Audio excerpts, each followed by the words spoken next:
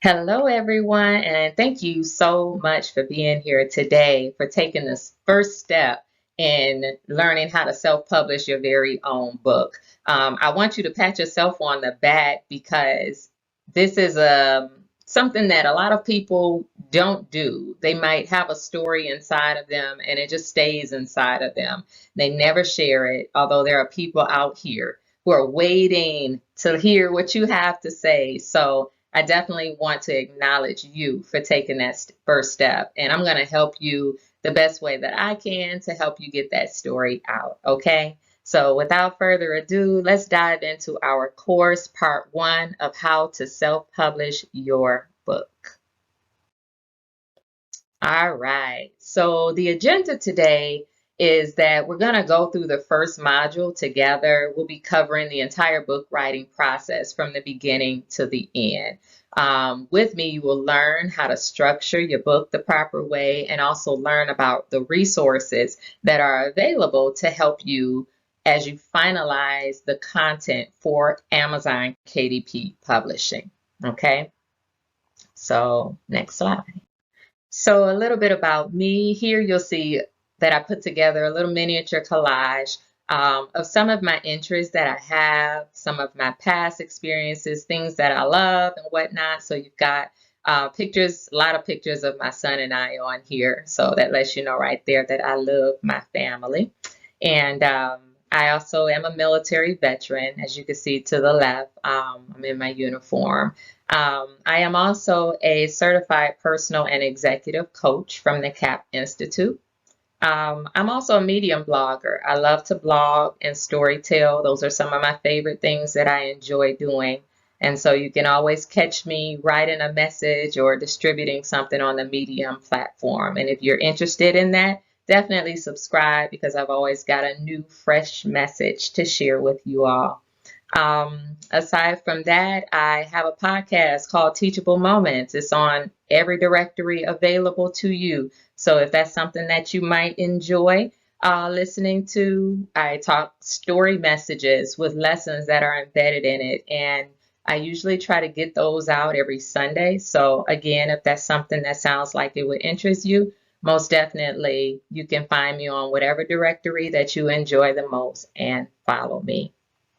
So without further ado, we'll go ahead and dive right into our course today. So let's go.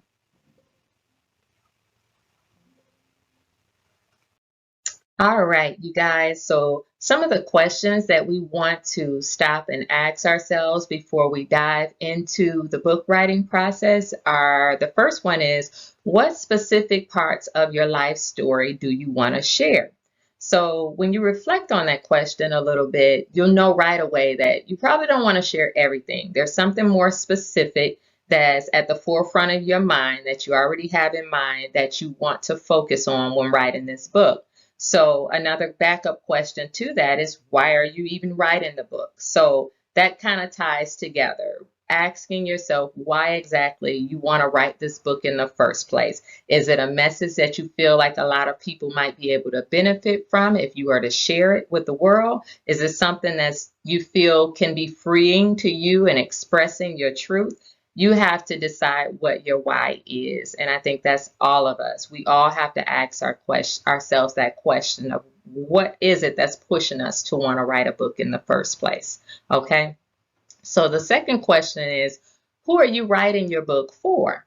So, for example, when I wrote my book, Inspiration 101 and 102, I knew that my book was going to be intended to reach an audience who was looking for inspiration, any form of inspiration. And so, what my books encompass are messages full of inspiration for the person who wants to be able to get little snippets of messages that will keep them feeling motivated and inspired to get from one day to the next. They are not overwhelming. They are just simple messages that kind of fill you up in an instant and keep you moving. So they're personal development type style messages. And I feel like a lot of people enjoy that type of writing, mainly myself, which is why I knew that there were so many others out here who would enjoy it just as well.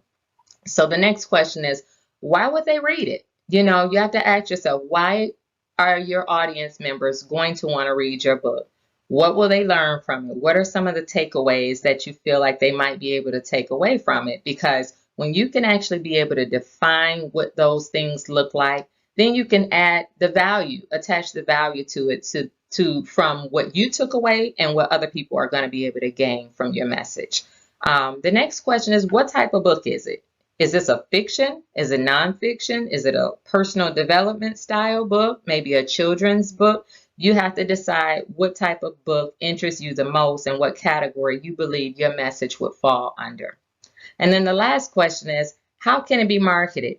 So when you think about this book and you ask yourself, well, how am I going to make sure that it gets out there in enough hands? Or do you plan on using social media platforms to be able to distribute your book in different areas? Are you going to be consistent about making sure that people know that your book even exists? Maybe you'll have a link tree or something of that sort to where when you meet new people, you'll be able to share your link tree with them. That way they can go in there and find your book and order it. Maybe just sharing the direct link to Amazon with people as you meet them and whatnot. But you have to ask yourself that question. And we'll dive a little deeper into what exactly Linktree is and some of the other marketing tools that you may want to consider as you get ready to write your book. Okay? So we'll move on to the next slide. All right, so now we want to talk a little bit about the book title. So a few things to keep in mind when you're thinking about creating your book title is you want to make sure that your book title is easy to understand, roughly around 5 words or so will do, and you want to also think about adding a subtitle up underneath your title, which can give you the ability to further expand on that title. You just don't want the title to be so long that it becomes confusing or, distracting to your reader. So that's where the subtitle comes in, where you have the ability to kind of expound upon it a little bit more and let the reader know what they can expect. What is it about? What are you talking about? The next thing is you are writing for your audience. So you have to think about your audience and think about yourself and what it is that would draw you to that book more specifically. I know when I wrote my books, I loved a lot of color, pops of color, and things that appealed to me, things that spoke to me and that spoke to vibrancy. When you think about inspiration, you're thinking lively, you're thinking upbeat, something that's going to get your reader excited to take your book and read it and want to open it up. So also keywords. When I think about my book, I think about some keywords like mindfulness and wisdom and personal development. Those are words that are active words that kind of energize people and get their attention right away without a doubt. So think about your book, think about some keywords that you can snatch out and apply within either your subtitle or just have on standby for the back cover of your book, which we will get into a little more deeply shortly. But those are things you definitely want to consider when you're thinking about your title and your subtitle on the books, okay? So, and the last thing is writing in sentence case. You might say, Tia, what is sentence case? What that is, for example, if you receive a text message in all caps, oftentimes you associate that with what? Somebody yelling at you. So we don't like to use all caps. But when you think about sentence case or title case, sometimes they use both phrases. It basically means the first letter of your word on your title is in uppercase and the remaining are lowercase lettering. So what it does is it helps that your user doesn't get distracted by the uppercase letters and whatnot. It keeps it calm. And, in that case, you definitely won't lose their attention. So you definitely want to just go with the flow when it comes to that title, keeping things nice and simple. All right. So that's all we have for this slide. We're going to move on to the next one. All right. So next page is we're going to talk about the copyright page. So when you think about the copyright page, usually you'll find the copyright page within the first 2 or 3 pages of a book as soon as you open it up, if the book has one. I would encourage you all to add a copyright page to your book, mainly because number one, it helps to make your book look that much more professional. And the next one is it discourages plagiarism. And it's sort of like a no trespassing sign to a lot of people who are reading your book. So you definitely want to take that into consideration. So the book's copyright page normally will start off just like this. I just pulled this one straight out of my book, and it starts off, all rights are reserved, including the rights of reproduction in whole or in part in any form. No parts of this book may be stored or used and da da da da. So you get the gist.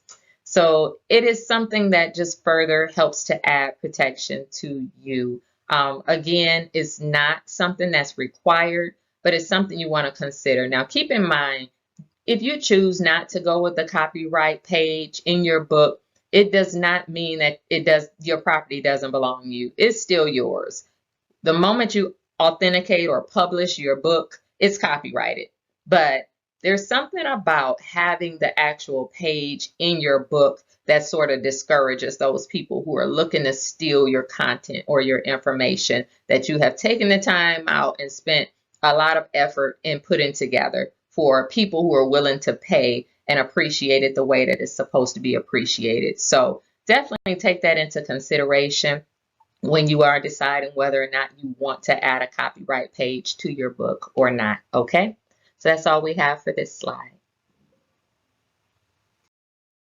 All right, so the next page we're going to dive into is the introduction page. Now, normally when you're writing books, you're reading books, you'll notice that these pages normally range from about half a page to a few pages long. That's about 3 or 4 pages long.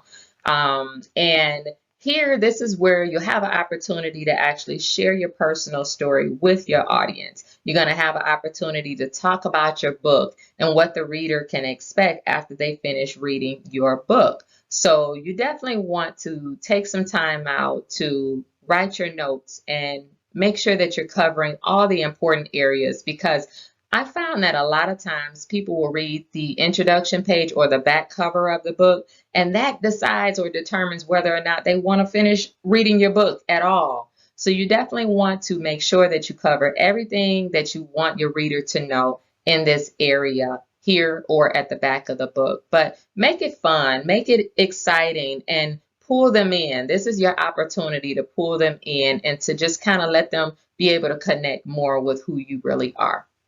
Okay, and if you need some more ideas, you can always take some of your books and just open it up to the introduction page. A lot of times we don't really think about the introduction page as much as we think about the content of the actual book. But for purposes of you now about to write your own book, you might want to look back and just kind of get a feel of the different styles of introduction pages and how they read and which ones sort of resonate with you, because you very well could take that same approach and duplicate that style, not the content, but the same style. Okay, so that's all we have for this slide. We're going to move on. All right, now we're going to talk about the table of contents page. So you can normally find your table of contents page right toward the very beginning of your book. It's an organized way for your reader to be able to know what's coming next and what areas of interest they can expect that are going to come out of your book. So you definitely want to flesh out all of your ideas and just ask yourself, what are some of the topics that you're going to want to talk about, so that if you have subtopics that fall up underneath that, that's how you're going to organize it within your table of contents, okay? You want to ask yourself, what are some of the main topics that you want to write about in your book? And then even if you have added things that you believe that might benefit your reader, jot those down too, because somewhere along the line, you might find a spot that you can add those areas into your book as well as you see your book unfolding. But definitely make a note of it so that you don't lose it, so that later you might be able to plug it in later down the line. But main thing, flush everything out. Make sure you get it written down, because anything that stays in your head, it'll be there 1 minute and gone the next. And that's just how information comes. It comes and goes. So if you intend for it to be value added for your reader at some point or another, at least write it down. Word to the wise. I know I'm speaking from experience. So as you put these things in order and you get ready to write out your chapters, Those are just some things you want to keep in mind. So we are going to keep moving on to the next slide.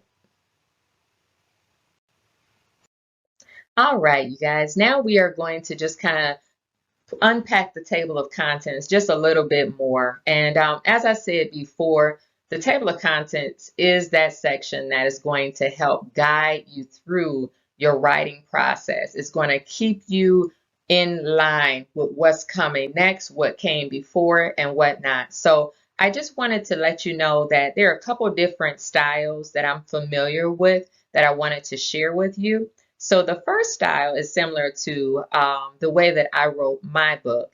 And so the way that the table of contents unfolds is it starts off with your introduction, and then after that, you have your title, and then so on and so forth. The titles continue.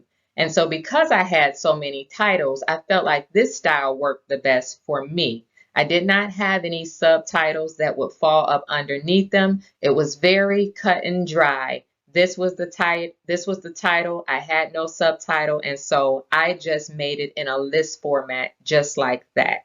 That was the first style. A second style that I'm also familiar with is the style to where you will write out your chapters. For example, your title or your chapter may be Maintaining a Healthy Body. That's the chapter title. And then up underneath that, you may have areas that fall underneath that main chapter title. For example, exercising, eating healthy foods, or stretching daily. Those are all topics that would also fall up underneath your main chapter title, which is Maintaining a Healthy Body.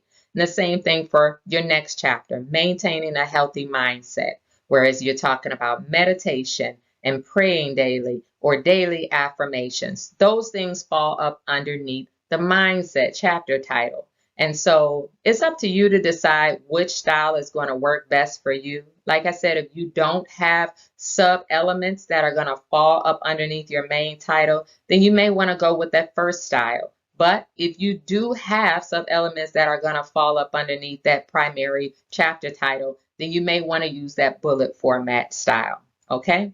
So that's all we have for this slide. We will be moving on.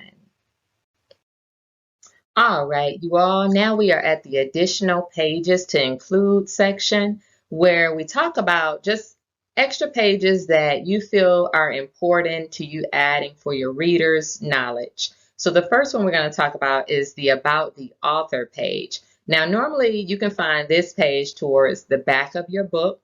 And this page is specifically dedicated to you. It's your opportunity to be able to share more about who you really are with your reader in a nutshell, okay? The URL is next. And what this basically is your link to where your reader is able to find your book if they want to purchase it, okay? So normally this URL will go after your About the Author page, just so that they have it in case they don't have your information directly and they did buy your book. They'll be able to go on there and they can purchase your book for more people and give it to them as Christmas gifts or birthday gifts, okay? And then your bio. Your bio normally is going to go on the back of your book under what we like to call the book blurb. And I'm going to tell you more about that later as we go into the other modules more in depth. But your bio is an opportunity for you to summarize a little bit of some of your accomplishments and things about yourself as well. And so you can, or you don't have to, add that to the back of your book for your reader. Because a lot of times when people buy books, the first thing they do is they'll look on the back cover of the book and get an idea of what the book is about and who you are. And that will make the decision as to whether or not they buy your book or not, to be honest. So something to keep in mind. Now, a picture. You may want to add a picture to the back of your book. A lot of people are very, very visual before buying their books or with anything that they might do, even buying courses, which is one of the main reasons I decided to make sure that I had my camera on for you guys today, because a lot of times people want to see your face. They connect with people in their face as the presence before they buy. And it's just a better way for you to show yourself. Show yourself and who you really are. Your personality comes out and so on and so forth that way. So I would definitely recommend that if you don't already have a nice picture of yourself, maybe get a professional picture taken. And you don't have to spend a whole lot of money in doing that. A lot of times your iPhone will work just fine. These cameras work really, really well, and they deliver some quality pictures. So definitely don't underestimate that. Make a good picture, take a few of them, and choose the best one, and have that information ready so that when you get ready to pass it on to your cover person that you may hire to do your cover, your front and back cover, they're going to want to know if you want to add a picture. And at that time, that's when you're going to want to be able to provide that information to them. Okay. And then last but not least, your social media links. If you've got social media handles and you want your reader to know who you are and be able to follow you and like and subscribe and all of that stuff, you may want to make sure that you're adding your handles on that page as well. Usually that information can go on the back cover of your page, or it can go directly after your about the author page, which is on that same section where your URL live and whatnot. So those are some things to keep in mind. There's one other thing that is not on this slide, but I want you to keep this in mind. Sometimes you may have or want a page about acknowledgments, about those who have done work on your book. You want to dedicate a page to be able to acknowledge them, or people, special people in your life that you believe deserve a space in your book. So you may also want to include an acknowledgement page to your book. So that's another page to keep in mind. So just definitely reflect on this slide a bit more in case you forget. But these are the additional pages if you want to include them. All right. All right, so now we are going to talk a little bit about the actual writing process. All right, this is the actual meat and potatoes of your book. Now, these are some of the questions that I came up with that I wanted you to reflect a little bit on, because the answers are going to help you as you structure out your plan for writing. So the first question is, when is the best time for you to write? So the best thing you can do is create that structure. Give yourself a roundabout time frame that you plan on writing. For some of you who work through the day, you might not want to try to do anything during the daytime in between work. So you might want to wait till the evening and decide, maybe after you get off and have had your shower and everything, and you find a space of peace and quiet. You know, a lot of people have kids, so you might want to get the kids situated first before you decide to find your area and sit still and start your writing. So pick a time that you think that you may be able to commit to. And if you don't or are unable to stick with that time, give yourself some grace. It's okay. The main thing is to aim to actually create a time for yourself. But if you need to be flexible with yourself, that's okay too. The main thing is, like Will Smith likes to say, lay at least one brick a day. Do a little bit every day toward writing your book, contributing to your book. The next question you might want to ask yourself is, how long are you planning to write every day? You might say 20 minutes, 30 minutes, maybe even an hour, which that may be too much for a lot of you, but to be able to just assign a time, an amount of time, helps to once again give you that structure that you need to ultimately get it done. I would not recommend that you give yourself too little bit of a time, because you want to get it done. You really want to get it done. And the longer you take to write it out, it's just going to drag out. So if you can commit to 30 minutes a day, you don't even realize how much progress you will be contributing toward you finishing that book, because that's the goal, is to just get it done. Okay, so the next question is, what resources are going to support you during your writing process? So a lot of people like to use Google Doc or Microsoft Word or even Notepad. I personally like Google Doc because, say for instance, I'm not at home, I'm out and about, and I end up somewhere where there is a computer. I can just go into my Google Doc account and be able to pull up my document. And work on my book from somewhere outside of my home. So that's the joy of Google, being able to use the Google Doc software. But if you have Microsoft Word and you just want to kind of compile everything on a Word document, you can do that too, or a notepad, just whatever your preference is, for sure. The next thing is using the table of contents to help guide you in your writing. It's not necessarily a question, but just something for you to remember. Again, the table of contents, you want to make sure that you have it open at different times to make sure that the titles match and make sure that the details of it all do mirror one another. The next thing you want to consider is don't write and edit at the same time.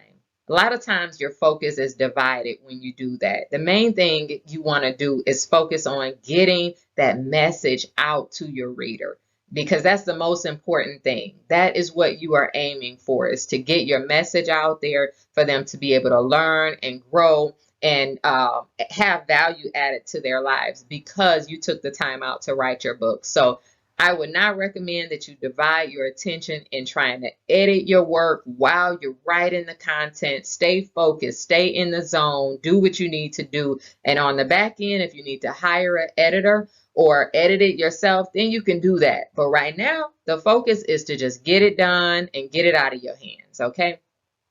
The next thing is that I don't want you to get caught up in the number of pages or the word count within your book, because what matters is the actual content that is in your book and how it will change the reader's life. Kind of ties into what we just talked about a second ago.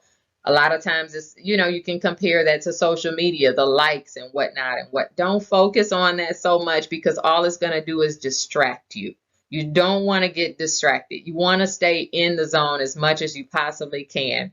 Just write until you don't have anything else to say, and then we'll edit and snip and do what we got to do on the back end. But right now, don't look down at the pages. Stay in the zone, stay in the flow, and we'll focus on the word count in the pages later. That really doesn't matter anyway. I don't think I needed to know about that information until my information got sent to the formatter or the editor, because within their request, they ask you how many pages do you have so that they can properly quote you a price. But before that, I didn't even know. I had no idea. I didn't even care. So I don't want you to care about the things that don't really matter so much, okay? So the next thing is give yourself a writing deadline, a date to be finished with your book. Now, if you don't meet that deadline, it's okay. Don't beat yourself up over it. But whenever you give yourself a deadline, you have something to aim toward. For example, right now, I did not give myself a deadline, but I did say that before the end of the year, it would be done. I didn't give myself a specific date, but by me saying it's going to be done by the end of this year, I know, give or take maybe 3 months or so, it's going to be done. So that's my date, I guess you can say, because it's in my mind. I've already started. I chip away a little bit at it every single day, in addition to other things. In other words, laying my brick. You lay your brick every day, do a little bit every single day until you get it done. And let that be that. So try to give yourself a writing deadline, because things are far more likely to get completed when you give yourself a deadline versus when you don't, okay? And the last thing is shutting off distractions before writing your book. Now, I know this one can be really tough. We have families, we got kids, we got phones and notifications and TV and all of that. You really have to be intentional when you are thinking about writing a book and finding a space that is conducive to your writing.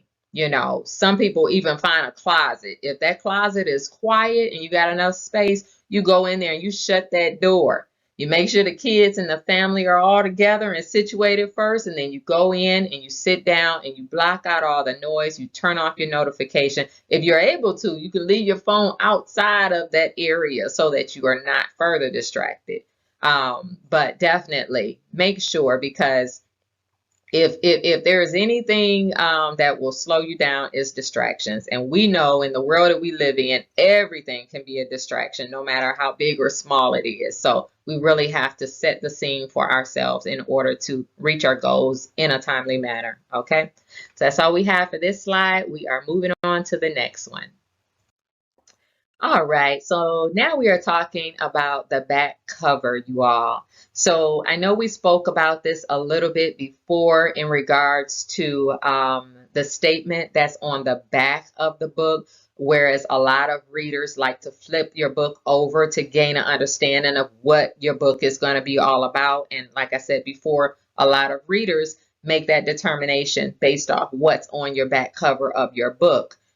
So they're looking to see what the benefits are going to be to them, and that's how they dictate whether or not they want to read it, or if it seems how interesting it seems to them, exciting. So you keep all of those things in mind when you are putting your words together. I also want to recommend to you a book blurb person, which that's what the back of that cover of your book normally entails. It's called a book blurb, and is basically someone who is able to put together and summarize your information in such a professional way to where anybody who picks up your book is going to be impressed by it. So I will give you all that information in the upcoming module. So just stay tuned. At the bottom of that book blurb, you might sometimes see the author bio at the bottom, and that's where your picture is going to be. So it gives, again, your reader a chance to see what you look like and get the chance to know a little bit about you.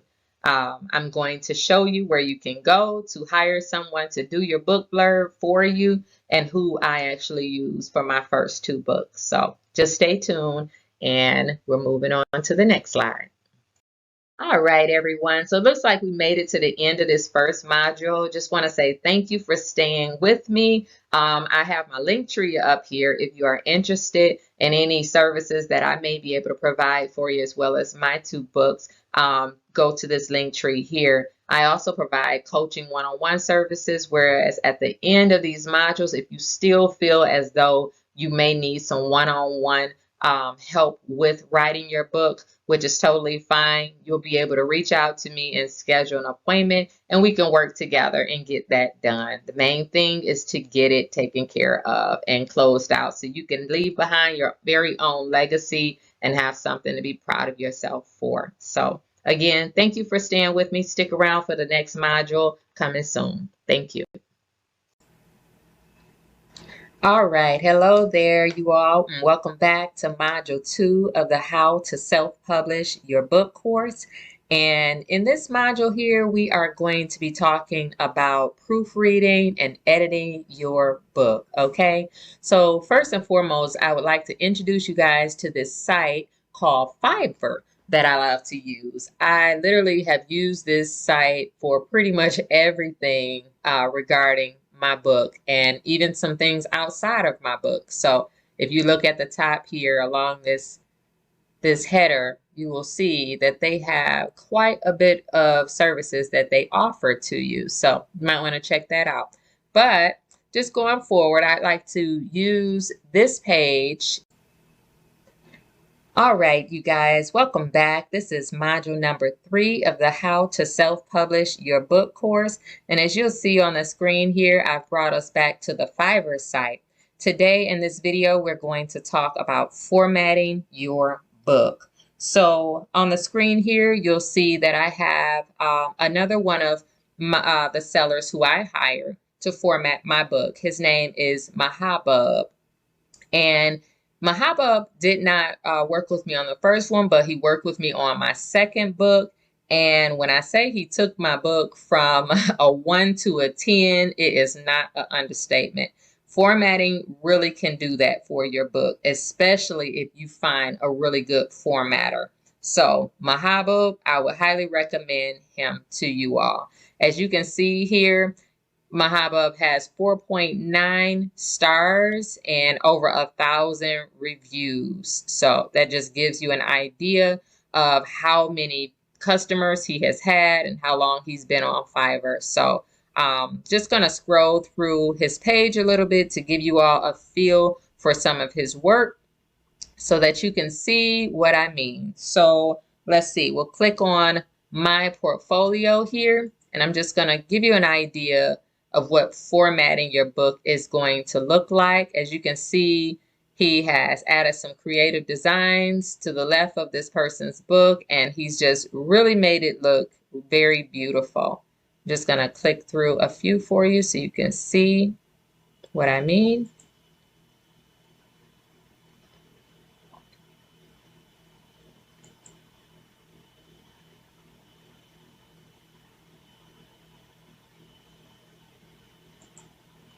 And I really enjoyed working with Mahabub. He was easy to work with. He communicated very effectively with me. And it was just a really memorable experience, to be honest. And I know that I left him a review, a very good review, because I take pride in choosing people who I believe do really good work and are very professional. So you will learn that gaining a good rapport with people and maintaining that relationship is very valuable.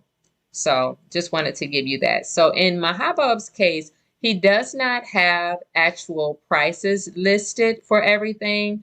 You'll see a few here that are $25. It says starting at $25, but they aren't packages that he offers. Instead, you'll have to click on the Get a Quote box right here in order to receive a quote from him.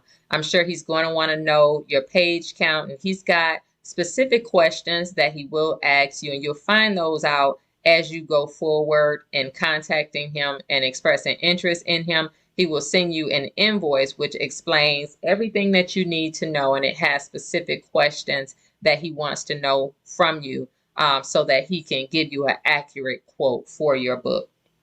Down here, you'll see a little bit about him. You'll see his average response time. This is basically if you were to contact him, how long a roundabout is going to take for him to get back to you. And it shows right here that his last delivery took place about 20 hours ago. So that just lets you know that he's very active on Fiverr and he's working. People are hiring him. So just keep that in mind.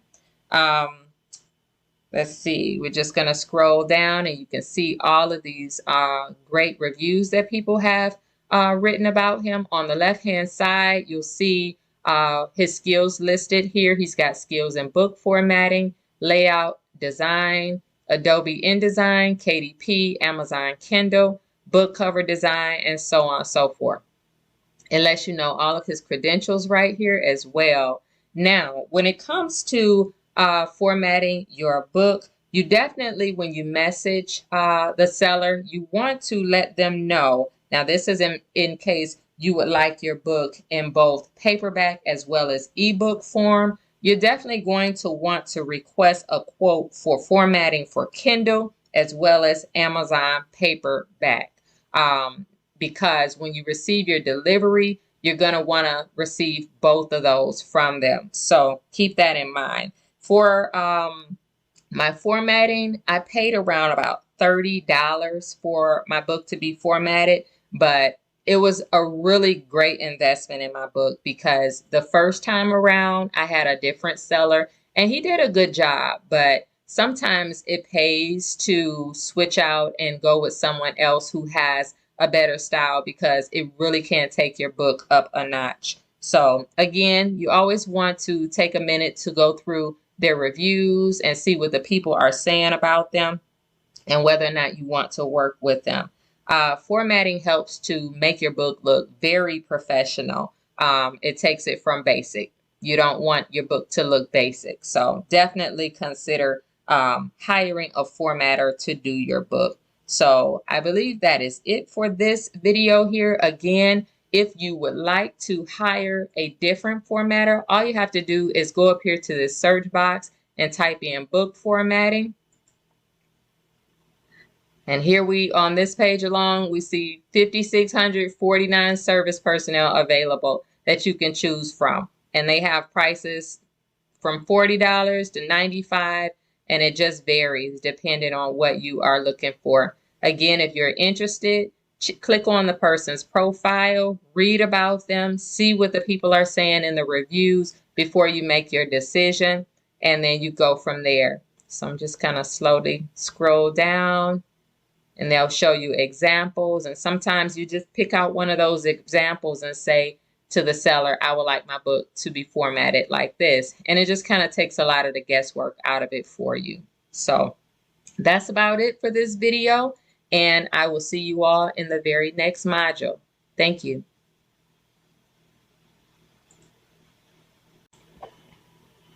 All right, you guys, welcome back. This is module number 4 of the How to Self-Publish Your Book course. And in this here video, we're going to talk a little bit about your book blurb.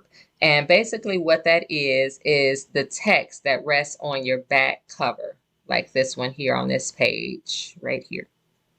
So I have someone pulled up here. Her name is C.W. Freed. And I'll be honest, I've never used her before. My last seller appears to no longer be on Fiverr anymore. So unfortunately, that's the case. But it's okay because Fiverr has thousands and thousands of sellers on here who can help us out. But I will say that she was very good, and I'm definitely going to miss working with her. So but going forward, you'll see here, she's got some reviews from her customers, and they're saying a lot of good things about her. I chose her because she's got a 4.9 star review, and looks like 1,169 people have left reviews on her page. So you'll also see here to the right that she has 2 orders in her queue right now. And that's something you always want to keep in mind, even with the other orders that you're placing with other sellers. Always check and ask or look to see how many customers are already in the queue, just in case you're on a time crunch and you really don't have a lot of time to waste. You definitely don't want to be behind 4 or 5 other people if that's the case. So just make sure that you are being observant of things like that. So in this particular seller's page, she's offering 3 different packages. She's got the basic, the standard, and the premium. Her ranges start at $5 and they go up to $10, and then her highest is the premium for $15. And then you also look here and you see that her average turnaround time is 3 days for you. And the revision, you have up to 1 revision. So if you need something changed or fixed, corrected, you have 1 revision. So another thing to keep in mind, a lot of people like to put their bio on the back cover of their page. So that's definitely something you might want to inquire about. I had mine put on both of my books that I have published in the past. So it's definitely something to communicate with this seller or any other seller if that's something that you would like to do. So we're just going to scroll down a little bit to make sure we didn't miss anything. It looks like her average response time back to you is about 2 hours, meaning if you were to send her a message right now through the contact me, she's going to get back to you within that 2-hour time span. Looks like her last delivery made to a client has been 2 days ago. So she is very active. That's what that lets us know. And people are hiring her. So that's good. So it looks like we're just going to go through underneath about this gig. It says to craft your book cover, I need, if it's fiction, your outline or a synopsis. And she says, if this doesn't work, I'll need your whole document. And sometimes that's just the easier route to go, just to upload your material. That way they can use it as they need to and get it back to you as quickly as possible. And she says if it's nonfiction, she's asking for your title, the subject, and the introduction. She says, I take each project seriously. There are no cookie cutter recipes. Each back cover is custom, and I do my best to get 100% customer service with the finished product. And I believe it just based off of her ratings right here and all of the customers who have left reviews. So definitely, if you are interested, go with her. If not, you can always go up here to the search engine and type in blurb. And then you'll have lots of other sellers to choose from. Starts at from $5. I see some for $375. So there's a wide range that you can choose from. Again, if you're interested in the seller and you want to know more about them, click on their profile, read through their packages and see how they differ from the last. Just kind of do the pros and cons and make your decision based off of that. But for this video, that is about it. I will see you all in the next module. Thank you. All right, you guys, welcome back. This is module number 5 of the How to Self-Publish Your Book course. And in today's video, we're going to talk about your book cover design.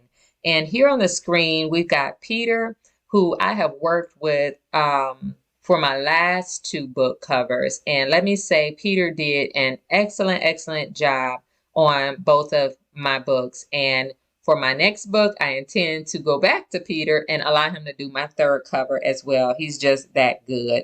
And I'll let you see right now, he's got a 5-star review, as you can see here, with over 1,000 reviews in the queue right here for you to read. If you want to read about his work, you can and see what the people are saying. He's even got lots of his work here off to the right-hand side, so you can get a feel for what his style is right here. Okay. So here underneath the description, he says, "Hi there, I am a professional graphic designer from Greece. I have 20 years of experience in designing logos, posters, packaging, flyers, business cards, etc." So he does a lot of work, a lot of good work at that. So you'll see his skill set right here, and he's got his credentials listed there. And as you can see, a lot of people have a lot of great things to say about him. Now, whenever you choose your book cover designer, they usually have a list of questions that they want you to fill out for them, and they'll use that information to be able to complete their work. Now, I will say this, I paid very good for my cover. I paid around $150 for it, and you don't want to be cheap when it comes to your cover because it's the first thing that people are going to see when they look at your book. So I paid $150. That was last year, and it may have gone up a little bit this year, but that's okay because this is an investment in your book and you want it to pop. You definitely want to send a clear message that you are a professional and you care about what your work looks like. So I just wanted to put that out there. Now, if you do not have your own picture that you intend to submit for your cover, you can most definitely grab your pictures off sites. I use a site called Pixabay, and they are very good. I mean, they literally have thousands of free pictures for you to choose from, or just to get some ideas from when you are choosing your design for the front cover of your book. So just wanted to let you know that you definitely, when you communicate with the seller, you want to make sure that you let him know your vision for your book so that he can try his best to bring it to life. Already have your name, your subtitle, like the book title's name, and then the subtitle that goes up underneath or toward the bottom of the front cover. You're going to want to provide your name and then obviously your book blurb that you have already have gone out and got from the seller. And all of that information, you want to have that done prior. Why? Because this seller here, he's going to request this information with you in order for him to be able to start. And if you don't have that information, he cannot do his work. Reason being, it will include the front, the spine, and the back of your book. So all of that information needs to be handy and ready. So he does a great job, very professional, and I just would highly recommend him to you all. Again, once again, if you would like to choose someone else, you just go up here to the top and you type in book cover. And see from here, you'll see all the people who will design your book cover for you. The prices range from $40 on up. It just varies. I even see a $5 right here. So again, just click and choose which one you want. Make sure you are doing your pros and cons when it comes to the seller, and take your time because this is very important. Just as important as all the other steps for sure, but when it comes to your front cover, you definitely want to take a minute and make sure that it reflects your personality because it's your book. Your name is going on it, and you want to be proud of it at the end of the day. So with that being said, that is it for this module, you guys, and I will see you all in the next module. Thank you.